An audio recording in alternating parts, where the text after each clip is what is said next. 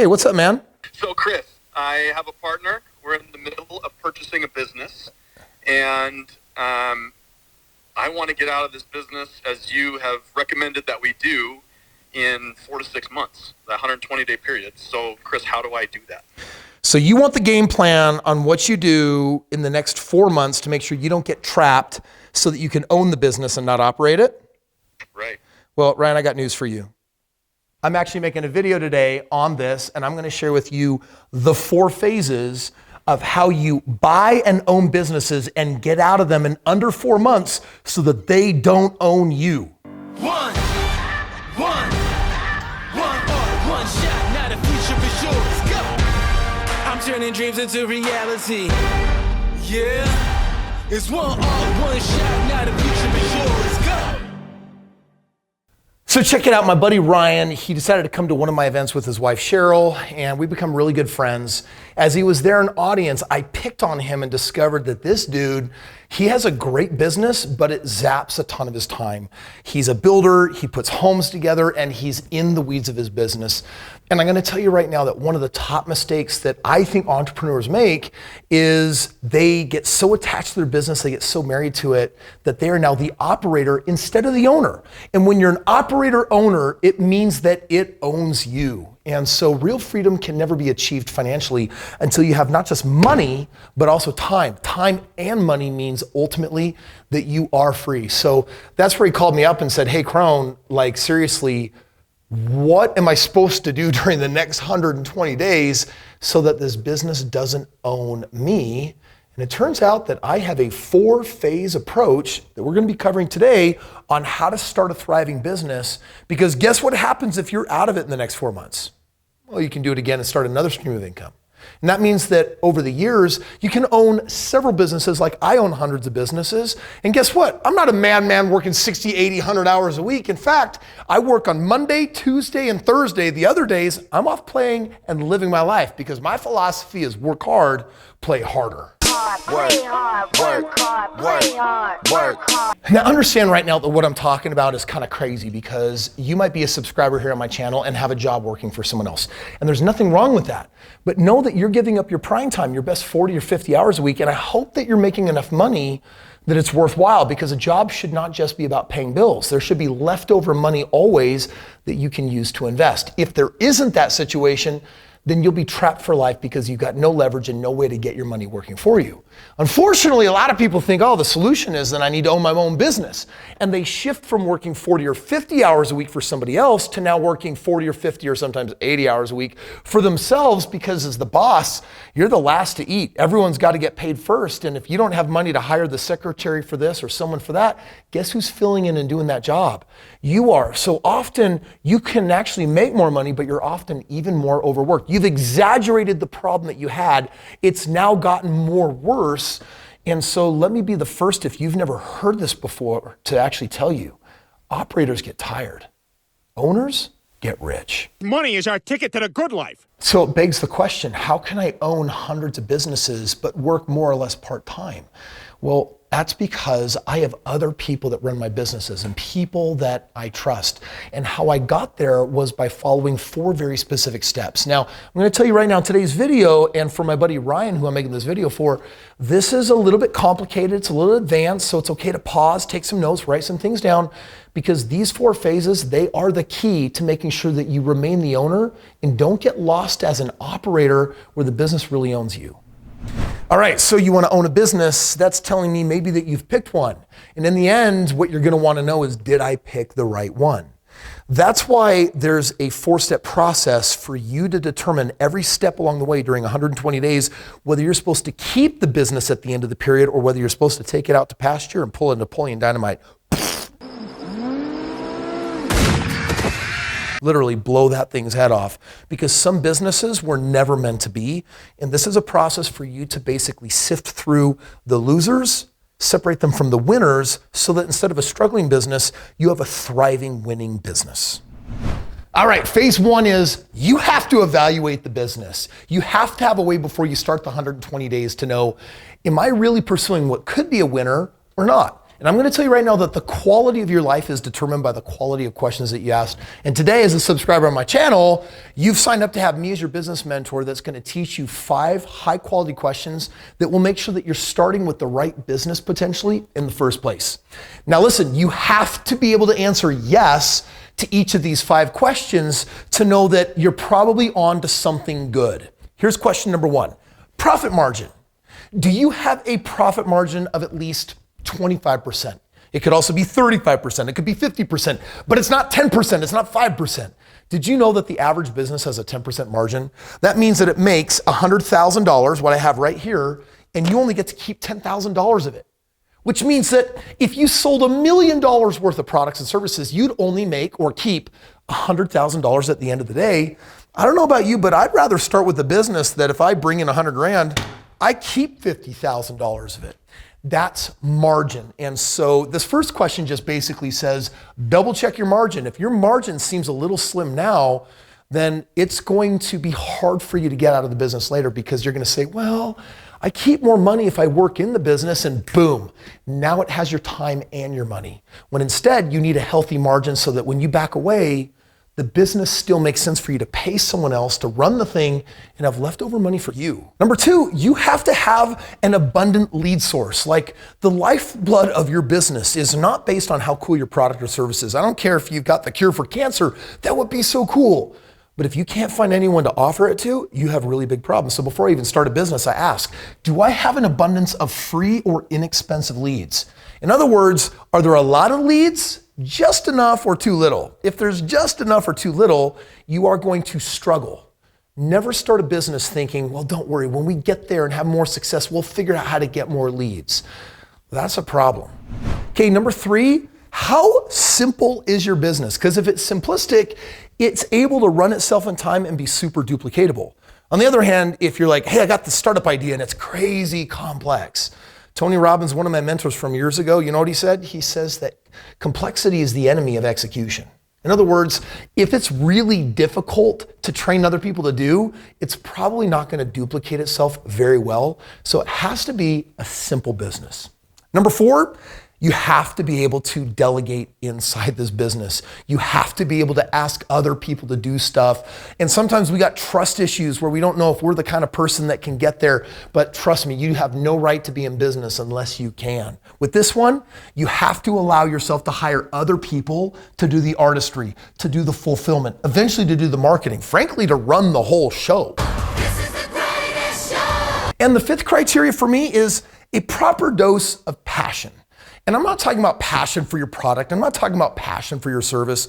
I'm talking about passion for your client. That's where passion really belongs. Am I doing something that really services my client? Does it create enough value for them? And does it prioritize them versus me getting excited about the widget that I created and how cool that I really think it is? You need to fall in love with your client and their experience, because if you do, then you're going to build a reputation where they're going to want to come back, perhaps buy more or do more business dealings with you. Now, in a moment, I'm going to talk about phase 2, where we actually get into a 30-day experiment to see if what you think is good is actually going to be good.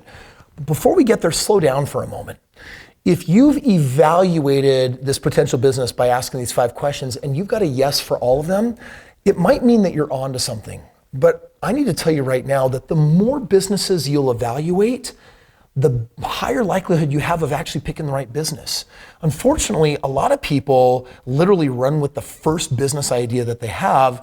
And I'm not telling you to evaluate 1,000 or 100 of them, but maybe 10. And just by virtue of comparison, guess what you're going to find out? Wow, I got so excited about this business last week, and Krohn said put it on the shelf for a second. And guess what? I just came across another business and it has twice the margin. It has 4 times as many leads, and it's even simpler. I'm way more excited about this business than that one. Because remember, once you are done evaluating and you're deciding to move forward, this thing is going to own you maybe for the next 4 months before you hand it off to someone else. That's a huge time commitment. Make sure that this is really what you want. It's okay to slow down. You're never going to almost hear me say that because I'm one aggressive mother. I'm telling you right now, slow down, evaluate several opportunities so that you can compare them against each other and start deciding, all right, I'm starting to see some patterns here. And it looks like some of these are simpler than others. It looks like some of these are more profitable than others. It looks like some of them might be easier to delegate than others. And you know what? by virtue of comparison, you give yourself the advantage of having a higher likelihood of picking the right business. So you think you have a good business. And I want to emphasize, think. You don't know. The only way you'll know is by evaluating results. And right now you don't have any. So that calls for an experiment. And the experiment should be a very short period of time, and it should test your concept of reality. Like, for a moment, let's just say that I was considering a simple business. This is me setting up a lawn care company because I found out that if over a couple of years I can amass a few hundred clients, maybe I can make multiple six figures a month, sell the thing off, or who knows, whatever, right? So you get excited about this idea. Well, you need to experiment with it. Most business ideas can be tested and proven over a short period of time, like 30 days. And here are the 3 steps that you'd want to follow. Number 1, select a revenue goal and a corresponding profit margin that is achievable in 30 days. For example, I can sell 30 neighbors on me doing their lawn, and I expect to make a $50 profit every month on each one of them. So if I sell 30 of them, and if I make $50 a month in net profit on each one of them, then that's going to be $1,500. So in other words, if 30 days from now I have 30 accounts, and after paying everyone to do the work, there's $1,500 a month left over, I'm going to call that a good experiment. Step 2, we are about to figure out whether you literally live in a dream state or reality, because you're now going to work diligently to hit that goal, because you're the one who thought that 30 accounts in 30 days was possible. And then the final step here, if you have not even reached 50% of that goal by the end of the 30 days, you may want to scrap the idea. Because it means that if you hallucinated what was possible in 30 days after giving it your best, then maybe the rest of the business plan is garbage. But you know what? Let's just say for a moment that at the end of this 30 days, you sold 32 accounts. Your goal was 30, you sold 32. And let's say you in fact did actually make $51.40 per account. You ended up netting, $1,628 after paying someone else to do the work. And you're thinking to yourself, man, this is kind of cool. As long as we keep doing the work, if I don't lose customers and don't add new customers, it only takes me a handful of hours. And now I have an extra $1,600 every month on the side. I think it was a good experiment, and I think I want to ramp this baby up. On to phase 3. You've passed the experiment. You might have a business that is worth scaling and then handing off to someone else. And that third phase is what we call optimize. It is a 90-day process. So on our 120-day plan, our first part was to evaluate the idea. The next 30 days was to experiment to find it worthy. Now the next 90 days of the 120-day plan is for you to measure 3 important things. The first one is key performance indicators, and it correlates with the second element of critical drivers. A key performance indicator is the result, usually measured on a weekly basis, and a critical driver is the activity that you hope produces the result, and it's measured every single day. Now look at the relationship between these two. Let's just say that my activity is knocking doors in a neighborhood, and I'm trying to convert 10% of the homeowners in that neighborhood to allow me to cut their lawn. That's the conversion that I'm looking for. So maybe every day I'm measuring, you've got to knock an employee on 100 doors a day or 500 doors a week. And if you do that and you convert 10% of them, you should get every week 50 brand new accounts. Well, the new accounts, that's the result. The activity is knocking doors, which is your leads. So you want to document. What are the daily activities that I measure every single day that the employee reports what they did? Because by the way, if you know you have to knock 100 doors a day for this job to work and they knock 30, then guess what? You have a problem with what they're supposed to do versus what they are. So you should be documenting. What do you do every day? And then at the end of the week, what is the result you're producing? You want to figure those 2 things out during the 90 days. Why? Because the time's going to come when you're going to say, here's this money from this business and it's yours. And they're going to say, great, what do I do? And you're like, well, funny you should ask. For one of the jobs, you've got to knock 100 doors a day and have a 10% conversion to get 10 new accounts a day. And that's what this person's job is. And then you've got this other person's job, which is to follow up with the lawnmower and every week do the lawn mowing thing. And here's how you measure that. And the result is a satisfied customer. So your overall KPIs might be winning new business and customer retention and customer satisfaction. And that leads us to the third key element, which is your standard operating procedures, or commonly known as SOPs. And when it comes to marketing to find clients, selling to convert them, and fulfillment to actually do the work, you want to actually document the processes during those 90 days of how did I do it? How do I market? Well, you find neighborhoods like this where you try to be in this demographic and we try to be in this geographic location. And here's the script when you go to the doors. Here's the things you say that we have found that work the best. In other words, here's kind of the bulleted manual for how you do marketing. Or here's the bulleted manual for how you sell. Or here's the bulleted manual for how you do fulfillment, how you do billing, how do you collect money? Is it through Venmo or this way or that way? And by documenting that after 90 days, by the time you've completed the third phase, hopefully two things have happened. One, your business has grown. The experiment went well for 30 days. So 90 days later, hopefully it is quadruply better. But now you should also have an understanding of what are the daily activities of the different employees? What are the results that I expect them to get every single week? And then what is the instruction manual, step-by-step bullets of how do you actually do the job? If you've documented all these things, you're ready for phase 4. Phase 4. It's time for the handoff. This is my favorite part of every business I ever buy. It's the day when I hit early retirement. I didn't work there for decades. I worked there for months. I might have even worked there for days if you get good at this process. So check out what's going down here. The time has come, after ensuring the processes are in place, to produce the same or better margins by handing that workload off to somebody else. And here's a couple things I want to have for your awareness. After you've been through the 120-day process and you've completed the handoff, you're going to have weekly meetings with this operator or this manager to review their critical drivers and their KPIs to make sure that the business that you set up is still on pace for what you are doing. But you know what? Each quarter, those numbers should bump up a little bit. Instead of converting 10% of the doors to your services, maybe 11%. If maybe the next quarter is 12%, then that means that you're becoming more efficient. That means your people are becoming better at their jobs. It also means that it should increase your margin and you're making more money. Things are growing. Now, why would that be important? Because you should never have a business just for producing money. A smart business owner, this is a little tangent, okay? I wasn't planning on sharing this.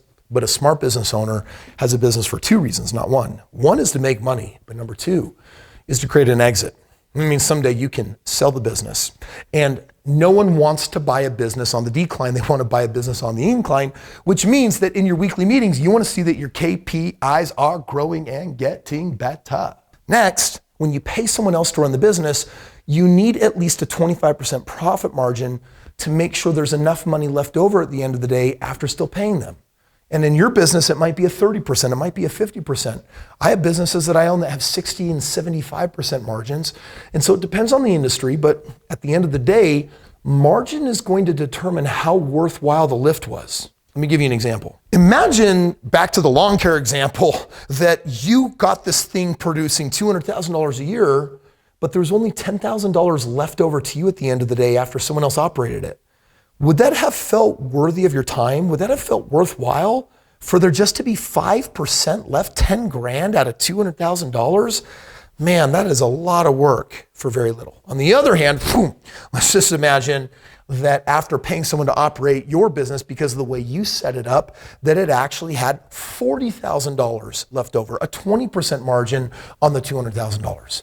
I don't know if I'd feel good, but I'd certainly feel better. And if someone else could grow that business to $1 million book of business, guess what? Now I should be taking home not only $200,000, but with economy of scale, it might be $250,000, might even be $300,000. Well, someone else is off to the chase, is growing that. Guess what I'm doing? Doing it again, but better. Because every time you do this, you should get gooder. Well, my friend Ryan and you watching, I hope you enjoyed today's video. This is just a tiny excerpt out of my book, Have It All. Because owning a business and having someone else operate it is just one of 5 critical investments that ultimately is the roadmap in my world for our new economy on how you as a millennial or Gen Z have the opportunity to literally make millions of dollars in a very short period of time. You can become financially free in less than 5 years, not by working hard, but by working smart. And that's really what today's video is ultimately about. Cool thing is, this entire book, all the information I've shared today and so much more, this just came off of like 5 pages from the entire book on my roadmap to how you build wealth. I want to give you the rest of it for free. The entire book is yours. There's a link below. Click the link, cover the shipping on it, the cost of the book, everything else. I'm going to ship it out to you. And when you read it, I'm going to tell you right now, if you implement it, even just 2 of the 5 strategies, you've got a real shot at wealth. You implement 3 of the 5 strategies, you're going to get there real fast. If you implement all 5, you're going to get there faster than anyone else thought possible. Goals and dreams are literally going to be in the palm of your hand, and a whole new world awaits you, my friend. Kris, I don't need to start a business, bro. I already got a business. How do I 10x my business? How do I make the business I got better or gooder? Listen, I'm going to tell you right now that I actually made a video sharing with you the singular secret that I've used to take an existing business that I've worked on real long and hard and take it to a whole new level. This secret, literally, I paid a lot of money to get access to, and it has been game changing for me. So if you're an entrepreneur with the business that you simply want to amplify and enhance and make a whole lot better, a lot more profitable, click this link and watch this video right now. And then I'm going to film a response for an introduction, and then I'm making a video for you on my answer. This is awesome. Yeah, so. Okay, do you want to do that right now? Yes. Okay, sweet. And do I just ask you right here, right now? Yes. Okay.